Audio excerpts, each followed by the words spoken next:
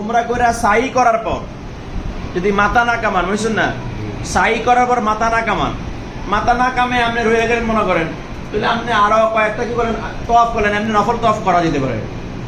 এটার কি সুযোগ আছে? বুঝা আসছে কথাটা? মাথা কামাইলেন না আপনি হন, তো শুধু তওয়াফ করলেন এটা, এরপরে আপনি মাথা কামাইলেন, তাহলে আপনি ভিতরে ঢুকতে পারবেন। এটা একটা হিলা আর কি। অর্থাৎ আমি মাথা কামানোটা কোনো লগে লগে জরুরি না, সাই করার পর মাথা কামানো লগে লগে জরুরি না। সুতরাং আমি মাথা কামাইলাম না, আমার পোশাক পরা রইলো, আমি বারবার কি করলাম, ভিতরে ঢুকলাম, তওয়াফ করলাম। এই তওয়াফ করতে পারেন আপনি, এটা করলে করা যায়, বুঝলেন? নাইলে এমনি আমরা পুরুষরা এইভাবে এই পোশাক পরে সেখানে ঢুকতে দেয় না আমাদের। বুঝতে পারছি কেন দেয় না? ভিড় কমানোর জন্য। আচ্ছা, আমি মনে করেন মসজিদে তো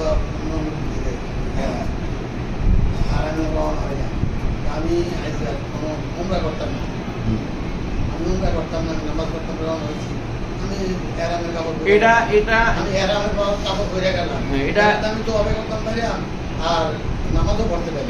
এটা ওলামায়ে কেরাম নিষেধ করে যে এটা তো একটা মিথ্যার আশ্রয় নেওয়া হইতেছে। এটা মিথ্যার আশ্রয় নেওয়া হইতেছে কি? কারণ আপনি ওরা মনে করে আপনি উমরা করতেছেন, কারণ আপনি উমরা কাপড় পরে যেতেছেন, কিন্তু আপনার ভিতরে কি আছে যে না, আপনি কোনো উমরা করতেন না, আপনি শুধু তওয়াফ করবেন। কারণ উমরা করতে হলে তো আপনারা কোথায় যেতে, মসজিদে আসা যেতে হইব।